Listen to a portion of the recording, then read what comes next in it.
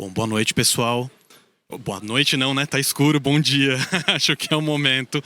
Obrigado pela presença de vocês. Fico muito feliz em nome da ASAP que estejam aqui conosco compartilhando esse momento.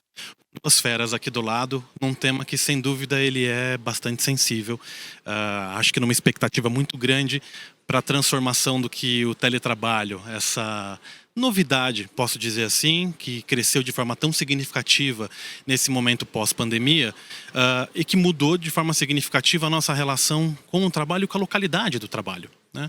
Fruto disso, acho que depois aí de 3 anos ao longo desse contexto, a gente começa a colher os primeiros resultados positivos ou negativos e entendendo aí como é que a gente vai criar perspectiva de trabalho para o futuro. Então, do meu lado, temos aqui duas pessoas que também, fornecedores do subsistema de RH, estão muito inseridas dentro desse universo, com um pé muito grande na discussão de saúde. Do lado, que o Richard da Revo, além de palestrante e digital influencer, é o CEO e fundador da Revo. A Revo é uma grande consultoria em treinamento à distância, e aí eu acho que está todo conectado com esse processo de transformação.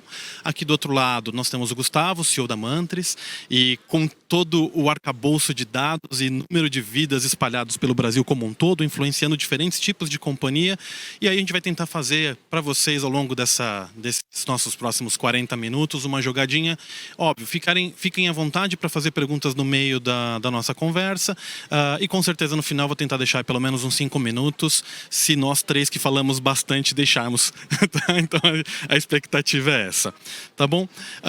Já nessa linha, então trazendo para vocês, deixa eu pegar minha cola com as minhas perguntinhas aqui. Eu vou começar contigo, Richard. Então, o primeiro ponto é, você que passou por um processo importante de pivotar a companhia e crescer bastante durante a pandemia. Conta um pouquinho pra gente dessa história, o que aconteceu e como é que você gerou parâmetros de eficiência dentro da sua estrutura e daquilo que você enxerga também no mercado, por favor. Perfeito, obrigado todo mundo pela presença, uma honra estar aqui com vocês. E só contando um pouquinho a nossa história, somos uma empresa de treinamento corporativo totalmente digital. Éramos uma empresa 100% presencial antes da pandemia, tinha mais ou menos 20, 30 colaboradores. Com a pandemia a empresa cresceu, a gente está com 220 pessoas e fomos para o modelo de home office e hoje 100% home office. Então a gente é uma empresa 100% à distância, temos pessoas no Brasil inteiro, tem pessoas até fora do Brasil e tivemos que mudar o modelo de gestão. Eu acho que quando a gente fala de eficiência no teletrabalho, ou trabalho híbrido, home office, seja o que for, está muito ligado ao modelo de gestão e ao modelo de criar uma cultura que funcione à distância. Então, coisas como medir horário, coisas como saber exatamente o que está fazendo, microgerenciar, isso não funciona quando a gente vai para o teletrabalho, vai para o modelo de home office. A gente tem que mudar o parâmetro para medir muito mais as entregas. Você tem que medir a produtividade da pessoa a partir das entregas. Agora, você tem que saber que às vezes alguém vai levar o seu filho para a escola no meio da tarde, ou buscar, ou fazer outras atividades. E se você continua no modelo antigo, que você está querendo supervisionar as atividades, você acaba se frustrando. Então, eu acho que a primeira mudança é uma mudança de modelo de gestão, onde, vou trazer o nosso caso lá, a gente teve que mudar totalmente isso. Então, todo dia, só dando um exemplo, todos os dias às 9 da manhã a gente tem uma reunião de daily para saber o que aconteceu no dia anterior e o que as pessoas vão fazer naquele dia. Só que é uma rotina diária. Então, você tem que mudar suas rotinas de gestão, você tem que ter outros rituais e focar muito na comunicação. Como a pessoa está lá em casa sozinho, né, você tem que saber como que eu consigo engajar essa pessoa e aí entra treinamento, comunicação, modelos de cultura. Então tem várias coisas aí, mas o que não funciona é trazer o modelo presencial de gestão para o modelo de trabalho em casa. Bacana, obrigado. Deixa eu aproveitar e jogar a bola para o lado de cá. Para vocês, Gustavo, você sentiu uma transformação muito grande. Como é que foi esse processo e como é que vocês estão estruturados agora?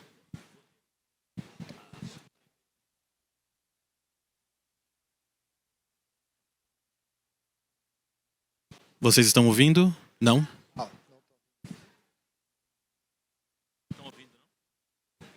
Estão me ouvindo? Bom dia, gente.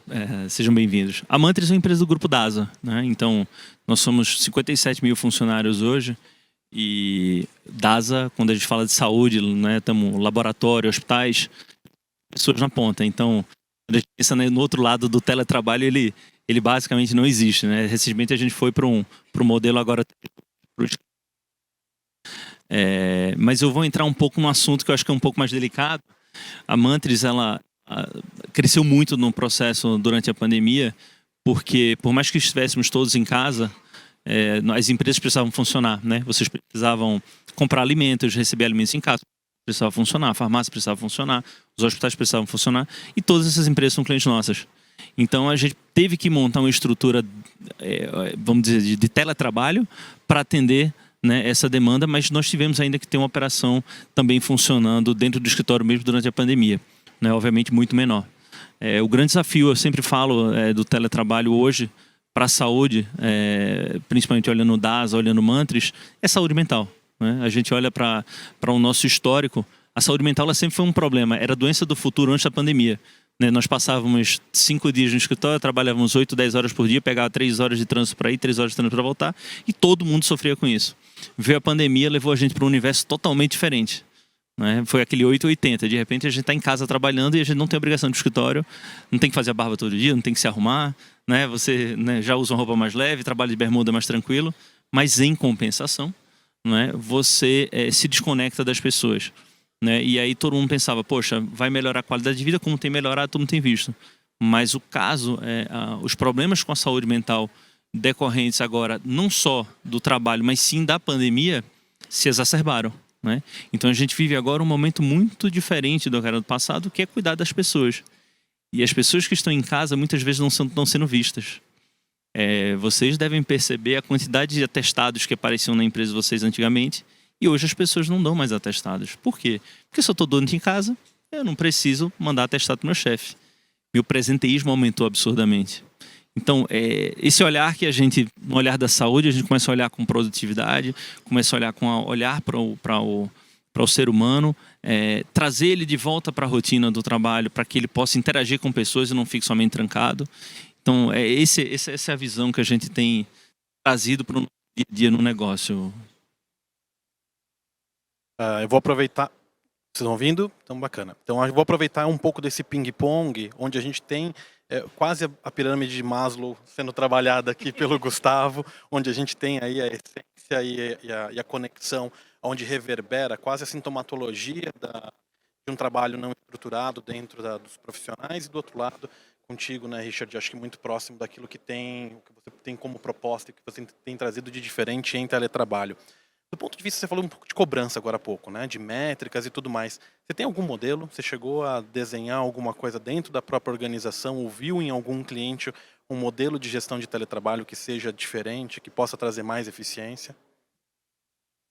A gente acabou tendo que desenvolver o nosso próprio, porque fomos forçados pela pandemia para ir para casa. E eu me lembro quando começou a pandemia, eu pensei, se isso durar 15 dias, mais de 15 dias a gente quebra, porque as pessoas não vão ser produtivas em casa.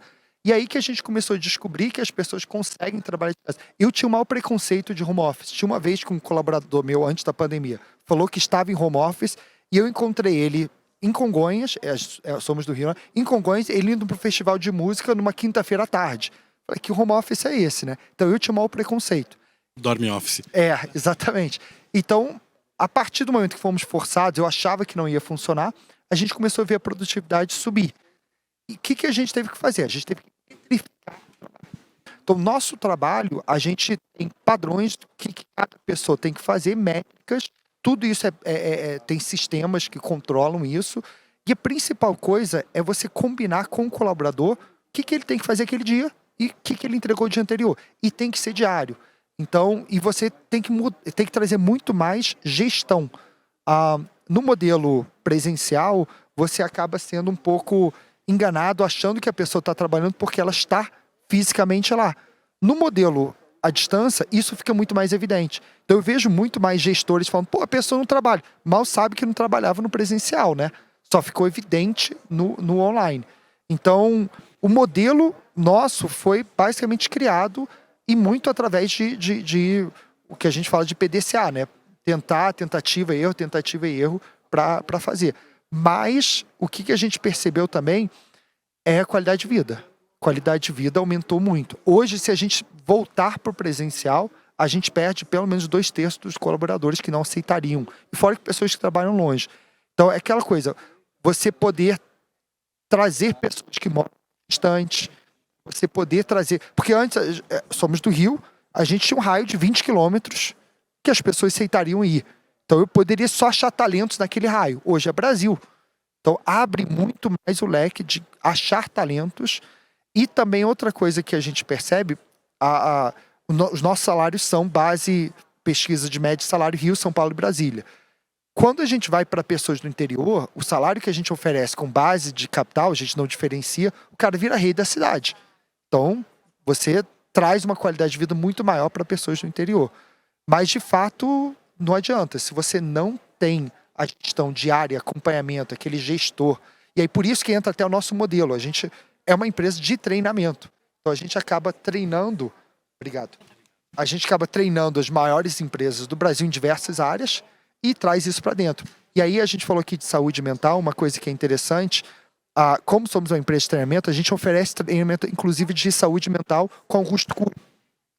Uma situação privilegiada que a gente usa os nossos treinamentos que a gente vende para a empresa para capacitar os nossos colaboradores. E vários conteúdos das mais diversas áreas, inclusive saúde mental, toda a parte de saúde e também trabalho à distância.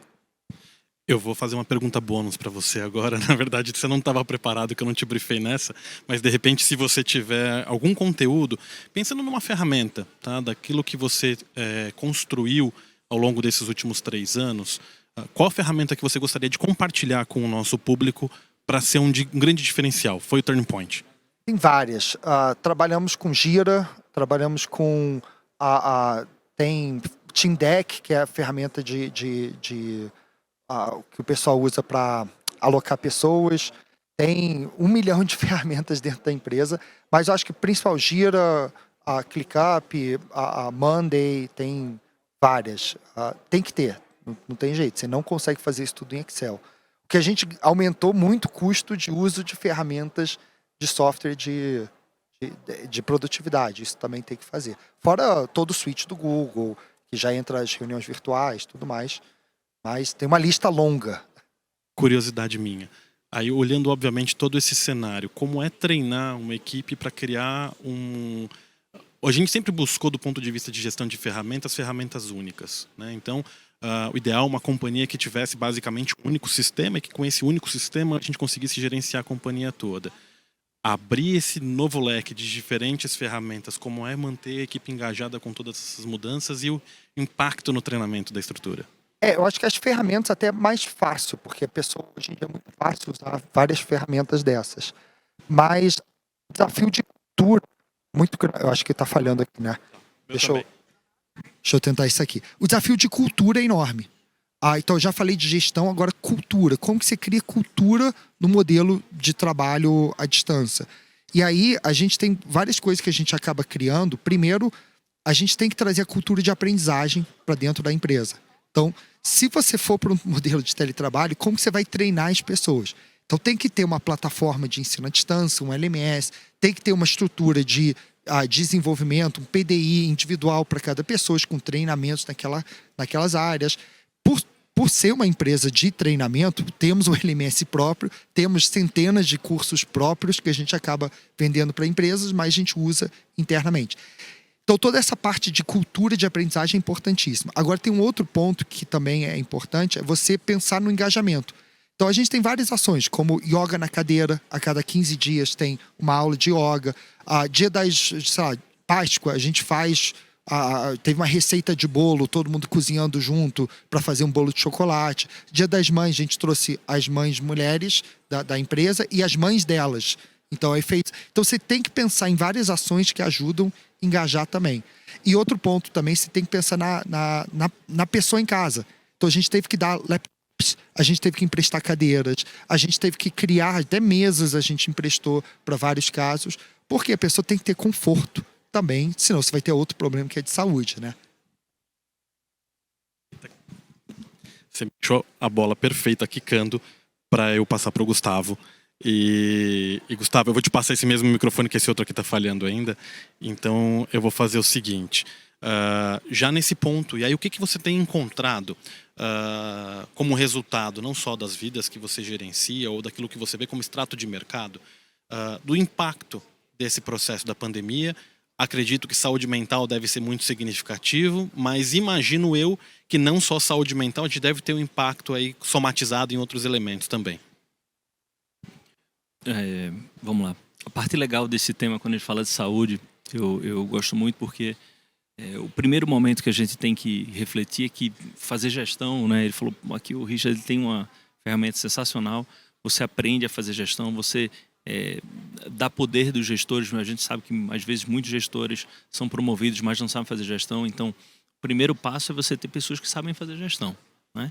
E aí, as pessoas que sabem fazer gestão, elas têm geralmente um cuidado maior com o ser humano que está do outro lado. E quando você está numa relação à distância, essa relação ela começa a ficar ainda mais difícil, mas ela tem que ser mais sensível, né? Muitas vezes a gente está em casa, no trabalho a gente percebe no dia a dia se a pessoa está de bom humor, está de mau humor, se ela não tá legal, se ela já vem alguns dias de baixo. No teletrabalho, não. No teletrabalho, você fechou a telinha, parece que estava tudo bem, a pessoa vai embora, e aí? Então, o que a gente mais percebe, que a gente tem pedido a volta do trabalho presencial, óbvio, é uma discussão, até hoje foi abordada aqui por algumas pessoas falando, pô, Gustavo, lá na DASA, não vamos deixar ser todo dia, tem que ser 3 dias, 2 dias, né? Tem toda essa discussão. Mas essa integração de pessoas estando em casa e no trabalho, elas, na nossa opinião, elas fortalecem as relações e você tem a percepção melhor de como está a pessoa. Porque no final do dia, para que ela produza, ela tem que estar bem de saúde. E saúde de uma forma holística, né? Então, assim, é uma dicotomia, né, que a gente vive aqui, né? Será que fico 5 dias em casa e fico ali na tela e não tenho mais uma relação de trabalho com outros colegas? Ou eu fico na empresa trabalhando 5 dias e perco meu trânsito, qualidade de vida, perco o horário da academia? Então, como é que a gente pode falar? Essa fórmula aí não vai ser definida nem tão cedo, mas nós temos que ter maturidade, principalmente nós estamos aqui, para quando nós formos gerir nossa equipe, a gente ter sempre esse cuidado em ter um olhar na saúde. Então, lá na DASA a gente tem inúmeros programas para os próprios funcionários, então a gente está o tempo inteiro muito preocupado com como as pessoas estão. A gente tem serviço de teleconsulta, a gente tem gestão de produtos para a saúde mental diversos. Então ninguém passa incólume nessa situação, não é? Então a gente tenta levar isso para os nossos clientes, falando, olha, o teletrabalho cria um distanciamento, né? Eu adoro trabalhar em casa 2 dias por semana. Eu adoro trabalhar 3 dias na empresa. Eu gosto de ver as pessoas, eu gosto de estar lá, eu gosto de estar perto, de ter reunião, de falar, de sentir a pessoa, até para ver o nível de comprometimento dela, né? Até para ver se ela está bem ou não está.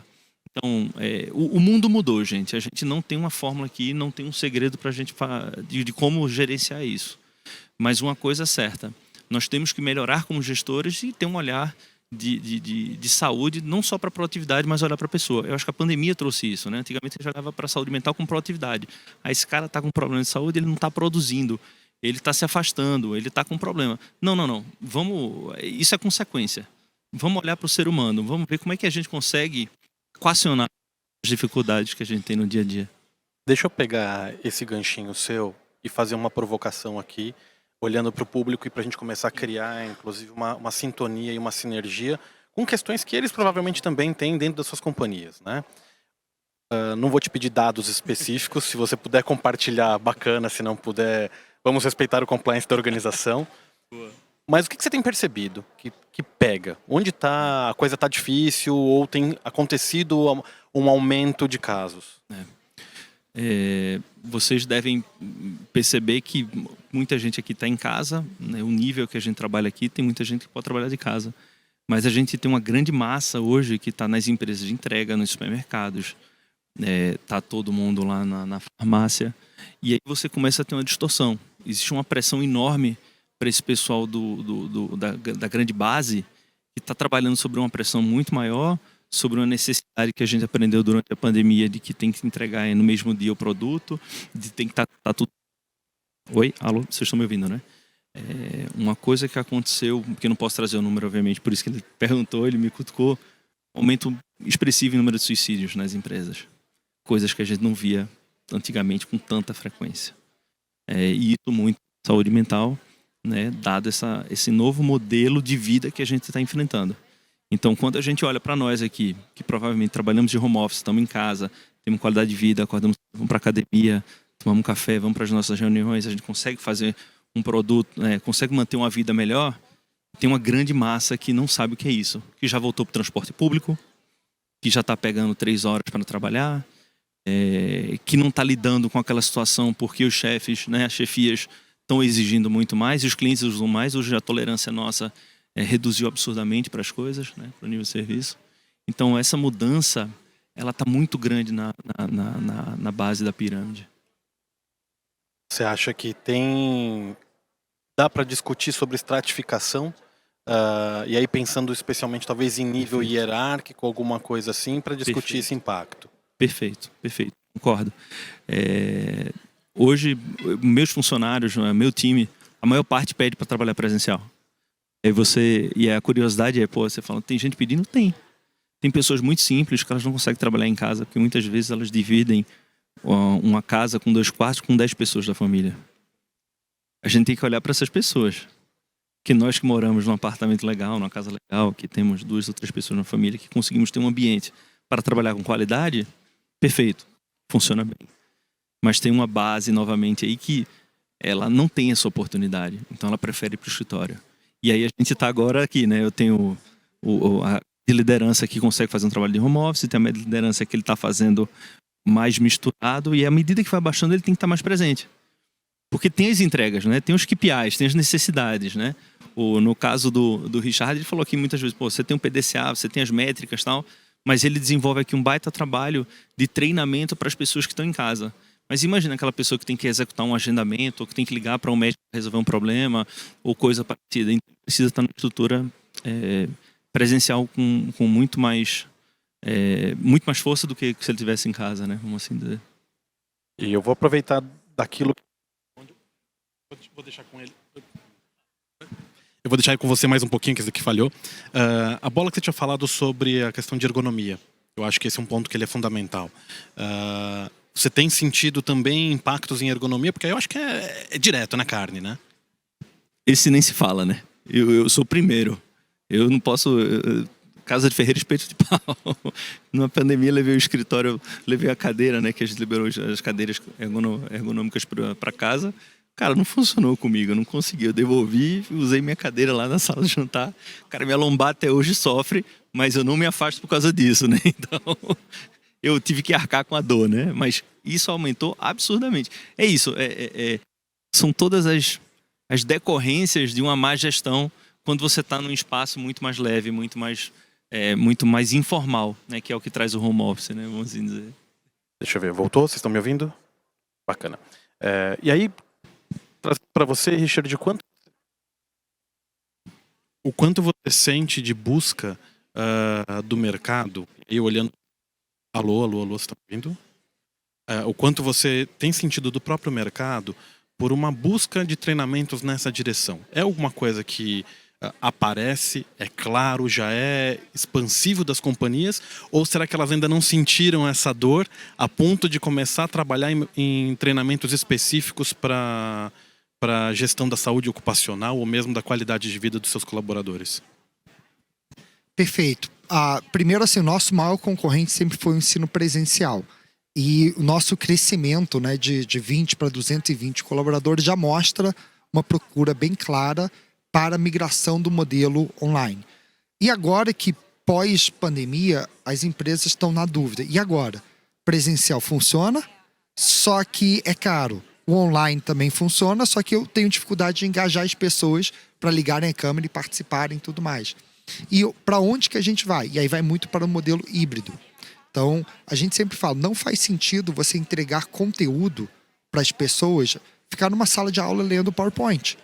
Conteúdo eu posso entregar online muito mais eficaz, a pessoa faz no seu tempo, no seu ritmo, eu tenho dados para medir o que cada um fez. Agora, o presencial que precisa ser ressignificado. Presencial ficar só entregando conteúdo não é mais o objetivo. O objetivo é muito mais fortalecer as discussões e ter essa interação, a troca, etc. A parte de treinamento sobre esse assunto, na pandemia a gente viu muito os nossos cursos sobre home office, sobre liderança remota, tudo isso explodiu de procura. Agora as empresas estão indo para outros desafios, que não é só o trabalho de treinar as pessoas em como mudar o modelo. A gente está vendo muito mais saúde mental. Então a gente desenvolveu uma escola de gestão da emoção com Augusto Cury para trabalhar esse tema. E aí a gente tem trazido muito conteúdo do Augusto Cury para dentro das empresas. A gente vê também muitos treinamentos, só que vai para NR, que não é em casa, mas à distância, treinar à distância sobre NR. Então a gente fez um trabalho, por exemplo, com a BRF sobre NR10, que era 100% presencial. A gente migrou para um modelo à distância e melhorou absurdamente a qualidade do treinamento e reduziu o custo e melhorou as pessoas lá na ponta. Então foi a primeira vez após o treinamento online que a BRF teve 0 mortes por problemas de trabalho parte de elétrica, né? Que a NR10 é nessa área. E aí o que eles perceberam? Que o treinamento presencial que não funcionava. Que era um cara lendo um monte de slides de PowerPoint, você não tinha como medir nada, se como o cara fez e estava lá, você dava o certificado. No online, você consegue medir, você faz prova e tal. E aí viram que as pessoas começaram a prestar atenção. Então, sim, a procura e continua aumentando. Agora, dentro do novo modelo, que é esse modelo híbrido, só que indo para áreas técnicas da empresa, porque a legislação permitiu isso. Antes a legislação não permitia vários treinamentos técnicos nessa área. A fronteira de abertura ela é grande, eu acho que com certeza é um processo de aprendizado do próprio mercado em como lidar com esse novo cenário. Do seu lado, você sente também alguma transformação nessa mesma direção? Sim. Na nossa empresa, a gente já, há muito tempo, né, a saúde ocupacional, a gente sempre tratou a gestão de atestados, a gestão do afastamento, né? Então, isso mudou. Isso tem mudado, como eu falei, o presenteísmo está muito maior porque as pessoas não entregam mais atestado. Então, como é que você alcança isso? Você começa a perceber e a identificar isso durante os exames ocupacionais ou consultas ou atestados, qualquer contato que a gente faça com o paciente, que a gente perceba que ele tem qualquer indicação para um CDF, automaticamente a gente engaja essa pessoa em programas de saúde mental dentro da DASA. Então a gente pode fazer de inúmeras maneiras, principalmente com a CIA, que é o nosso produto de saúde populacional, trazer acompanhamento psiquiátrico, acompanhamento psicológico, né? Muitas vezes até com a ajuda de outros especialistas, de forma que aquela pessoa se sinta atendida, né? E sem aquele medo de se expor, sem aquele medo de, a empresa está sabendo, ou não imagina que eu tenho um problema com saúde mental. É porque a gente ainda tem, infelizmente, é outro tabu no mercado que ninguém fala, que é esse medo de se expor. Então a gente tem hoje muitos programas, mas os programas sempre voltados para a saúde da pessoa, né? Sempre o olhar da pessoa, né? Então na Mantris a gente tenta, junto com os nossos clientes, buscar quem são para poder engajar essas pessoas em programas que ajudem elas, de fato, a se recuperarem, né? Não adianta a gente simplesmente identificar e não fazer nada. Ou dizer, não, vai lá, procura um psicólogo. Não, tem que ter um acompanhamento. Se a origem, principalmente, do problema aconteceu dentro da empresa, a empresa, de certa forma, ela tem que se responsabilizar em ajudar, em dar pelo menos as ferramentas para as pessoas melhorarem, né? Agora, muitas vezes, quando o cunho é pessoal e a pessoa não quer envolver a empresa, aí fica difícil para a gente identificar, mas mesmo assim a gente oferece os mesmos programas, porque ali tem toda uma base, tem todo um estudo, é tudo científico, né? A gente não monta lá um atendimento para dizer, não, você tem que fazer aqui, passar por um psicólogo, psiquiatra, porque você apresentou um CID-X. Não, existe um trabalho, tem diversas linhas de cuidado, né? Cada uma tem suas oportunidades, vamos assim dizer. Trazendo até um pouco de um testemunho da minha atividade, o que eu encontro aí ao longo dos processos de entrevista, é uma conversa muito clara com os profissionais, o que você prefere, né? Como é que está o seu momento? Hoje é uma pergunta que ela é natural para entender como é que os executivos, e óbvio, eu fico segmentado dentro de uma área muito específica, mas aí a discussão ela é muito clara. E a minha percepção, profissionais que já se desenvolveram e estão em posições mais elevadas, já sabem como lidar com o seu próprio processo de gestão, porque naturalmente fizeram com que se desenvolvessem e chegassem nesse tipo de posição. Agora, a minha percepção é que a maior preocupação está justamente na base. porque é aí onde as pessoas estão menos assistidas ou se sentem mais desconfortáveis em trazer a problemática para dentro da própria organização com receio de algum tipo de retaliação, né? Não sei se faz sentido. E também nos jovens. Porque o jovem, hoje em dia, ele é muito inseguro, é muito imaturo. Ele nunca lidou com frustrações. Então, assim, é uma geração que está acostumada a ter muito apoio. Tudo, né? Eu brinco que é a geração que todo mundo tem que ganhar um prêmio. Então, o cara tirou 18º lugar, mas ele tem que ganhar uma medalha. E aí, entra no mercado de trabalho, não tem esse apoio todo. Né? O mundo que ele viveu no mundo de trabalho é diferente. Tem muito mais competitividade. Você tem que se virar, tem que aprender sozinho. E aí chega o jovem lá, em casa, sozinho. Ele não sabe o que fazer. O que ele faz? Ele trava. E aí ele, de repente, começa a entrar em rede social e tal. E fica muito improdutivo. Então, o jovem, ele tem uma dificuldade muito maior. A gente teve mais dificuldade com o pessoal menos de 25 anos do que mais de 35 anos. O pessoal de 40, 50 anos adorou o modelo home office e se adaptou muito bem. Agora, o jovem, a gente tem mais dificuldade e a gente percebeu mais jovens querendo ir para o escritório do que o pessoal mais velho. Até porque muitas vezes ou moram em casa com os pais, né? E aí tem uma certa dificuldade com a idade da rebeldia de estar em casa, etc. E tem uma vida social que quer ver pessoas, quer bagunça, quer poder tomar um chopp e tal. Então isso tudo também teve uma dificuldade maior. Com 25, eu gostaria de happy hour. Exatamente. Não tem como. Deixa eu aproveitar e pegar um pouco com vocês aqui. Vou pedir a participação da plateia.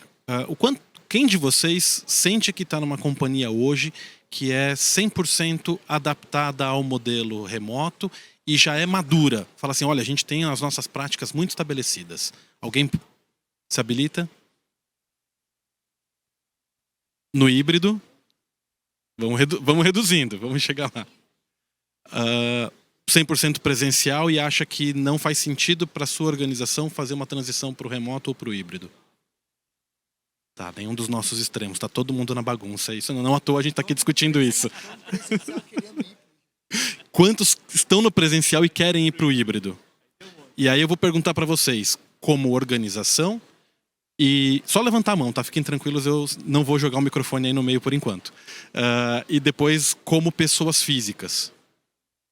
Então, primeiro, como empresa. Quem são empresas que estão tentando sair do modelo presencial para ir para um trabalho mais flexível? 3. Quantos já estão no trabalho híbrido e vão para o modelo, têm a tendência de um modelo 100% remoto? 1, 2, 3 também. Quem acredita que a sua companhia, não sei se eu vou repetir, hoje nesse modelo então que estão, vocês acreditam que as companhias estão andando de forma plena, ou razoável pelo menos? A maioria. Legal, ótimo, obrigado. E aí agora eu vou começar a abrir, conseguimos os 5 minutos exatos para o nosso processo de perguntas, né? Vocês querem interagir conosco? Por favor.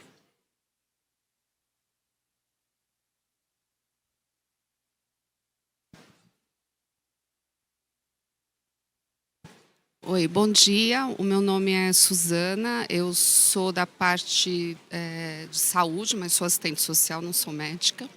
Eu sou do CIE e nós temos o modelo 100% home office e uma parte 100% presencial e outra parte híbrido. A minha preocupação maior é com a parte ergonômica. Porque a parte emocional, em algum momento, ela aparece. Né? Ou o funcionário começa a não fazer as entregas e, infelizmente, uma hora ele tem que se manifestar. O ergonômico, não.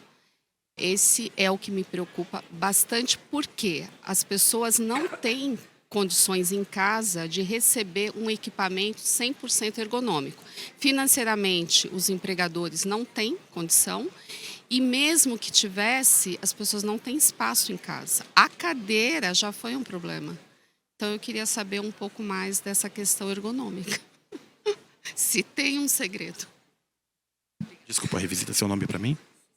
Obrigado, Suzana. Richard, eu vou deixar esse BO contigo. Ô, Suzana, excelente pergunta. Não tem hoje a gente de fato não consegue estipular uma fórmula. Tem muita empresa que investiu realmente em modelo, né, arquitetônico, deu projeto, mas eu não vi ninguém dizendo assim, exceto o Richard aqui que pegou e montou a estação de trabalho, eu não conheci nenhuma. E nós tentamos fazer isso.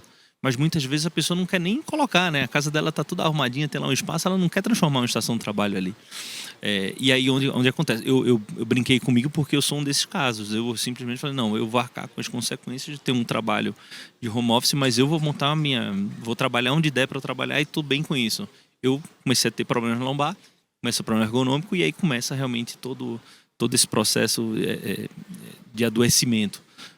Assim, não tem uma fórmula, tá? Não tem uma fórmula. Infelizmente, cada empresa ela pensa de uma forma diferente e, infelizmente, para alguns tem sido mais econômico trazer de volta porque o escritório muitas vezes está vazio. E aí você garante essa estrutura. Então, eu achei sensacional. Você falou, tem 100%, tem uma parte que é híbrido, 100% híbrido, ou 100% em casa, tem outra parte que é híbrido e tem uma parte que é presencial. Tá todo mundo assim. E a gente percebe, assim que o Richard entrou aqui, ele falou uma coisa que eu achei muito legal, que quando a gente saiu do presencial para o híbrido, que eu cheguei lá na empresa e falei, temos que vir 3 vezes, 4 vezes por semana, qualquer coisa assim. Cara, acho que uns 30 ou 40 pessoas pediram demissão, principalmente a turma de TI. Falando, não, eu quero ficar em casa. Não é? E como é que a gente trabalha isso? Eu sou um péssimo exemplo porque na pandemia eu desenvolvi hérnia de disco e tô aqui todo com dor por causa da hérnia. E olha que eu tenho uma estrutura fantástica em casa, tenho uma cadeira da NASA, tenho toda aquela coisa, mas assim, não tem jeito. Eu sento errado, eu sento assim em casa, tal, e aí, por melhor que seja a estrutura, não tem jeito. O que a gente fez é oferecer apoio para quem precisava e quem pediu. Agora, uma coisa que eu sinto que é uma diferença muito grande é a forma que você contrata a pessoa. Quando você já contrata a pessoa, ela sabendo que vai ser em casa, ela normalmente ou tem alguma estrutura, ou se prepara, ou ela se organiza para isso. Quando uma pessoa que a gente combina e contrata que não tem condições, ela mesma já não se candidata para esse tipo de cargo. Então, uma coisa é a transição de pré para pós. Outra coisa é já contratar a pessoa no modelo certo. A gente teve muito mais dificuldade na transição do que hoje em dia. Então, e olha que a gente contratou 150 pessoas totalmente remoto. Essas pessoas não deram muito mais trabalho, porque ela já foi contratada nesse modelo. Obrigado. Mais alguém? Vamos ter que fazer rápido para poder conseguir atender as duas. O meu é rapidinho. Meu nome é Raquel, eu faço parte da Sociedade Brasileira de Informática em Saúde e da área de educação. Eu queria fazer um paralelo especificamente na área da saúde, onde médicos e enfermeiros hoje estão atuando em telesaúde e atendimento remoto. Muitos deles atendem de casa, não dos seus consultórios. E isso tem dado assim uma brecha para as questões éticas, né, e de sigilo médico em relação ao atendimento remoto. Vocês têm alguma coisa a dizer em relação a essa experiência? Como que tem vindo, principalmente acho que na questão da DASA, né, esses atendimentos que são remotos vindos, né, na área da saúde, especificamente por médicos e enfermeiros? E qual é a dica que vocês dão para que esses atendimentos sejam bem feitos? A gente sempre orienta para serem feitos em ambiente profissional. No entanto, muitos atendem em casa. Como que isso pode ser feito? Então eu vou trazer para sigilo no ambiente remoto. Vou pedir para vocês dois segurarem isso, só para a gente já aproveitar o nosso tempo aqui. Obrigada, Simone. Profissional de RH, queria escutar o Richard. Richard, também, super rapidinho, mas pegar um pouco da sua expertise, consultoria. Que competências você recomenda para essa liderança que está vivendo esse hoje e esse futuro? O que você deixa de insight para a gente? Obrigada. Então vamos lá. Sem dúvida. Boa, vamos lá. Não sei se você tem percebido, porque às vezes a teleconsulta a gente não tem a visão de onde a pessoa está. Mas hoje, a maior parte do tempo utilizado da teleconsulta na DASA são horários que o médico se disponibiliza dentro do ambulatório dele, dentro do consultório dele para fazer. Então, o que acontece? Ele tem uma agenda muitas vezes cheia do dia, então ele pega ali 4 horas para fazer a teleconsulta e as outras 4 horas para fazer o atendimento dele presencial. Então a gente não, de fato, assim, essa realidade a gente encontrou realmente durante a pandemia. Nós tivemos pessoas em casa que precisavam trabalhar e isso de fato foi um issue, foi trabalhado, foi conversado, foi colocado em contrato, mas a gente não vive mais isso hoje, né? O ponto é que hoje as consultas elas acontecem hoje a partir do consultório médico, né? Então eu acho que teve essa mudança, mas excelente pergunta. Se eu posso deixar minha contribuição antes de passar para você, que é uma parte de uma discussão que eu tenho também no meu negócio, trabalho com recrutamento, então todas as informações que passam ali dentro, que podem estar ainda mais dentro de setores específicos, assim como é uma discussão que tem acontecido muito forte também no setor bancário, né? Especialmente quem discute com quem trabalha com mercado, com mesa ou mercado de ações, e que é extremamente sensível, especialmente controlados pela CVM. Sobre a parte médica, eu realmente não tenho contribuições. Vou falar um pouco sobre a parte de competências. Segundo o Fórum Econômico Mundial, 50% das pessoas, dos nossos colaboradores, vão precisar de reskilling. O que é reskilling? Novas habilidades que vão surgir nos próximos 3 anos. Estamos falando de 50% das pessoas. Então, novas competências estão surgindo, que as empresas estão buscando muito. Primeiro, tem toda a parte de soft skills, liderança, que é importante, mas você pega a base dos colaboradores, trabalha muito protagonismo. Ele precisa saber que ele é responsável pela carreira. A empresa pode dar ferramentas, pode ter o PDI e tudo mais, mas depende do protagonismo dele de fato se desenvolver. Além disso, também tem muito hard skills novos, olhando para tecnologia, inteligência artificial. Então tem muitas competências e habilidades que estão sendo desenvolvidas pelas empresas. E aí você pega o Fórum Econômico Mundial, lista muito bem essas competências. Pessoal, eu agradeço. Não vou passar para mais uma pergunta, porque senão a gente vai ter um acidente de trabalho aqui. Então eu prefiro me manter íntegro ao tempo. Obrigado, Gustavo. Obrigado, Richard. Obrigado a todos vocês. Espero que aproveitem o nosso momento, o nosso fórum.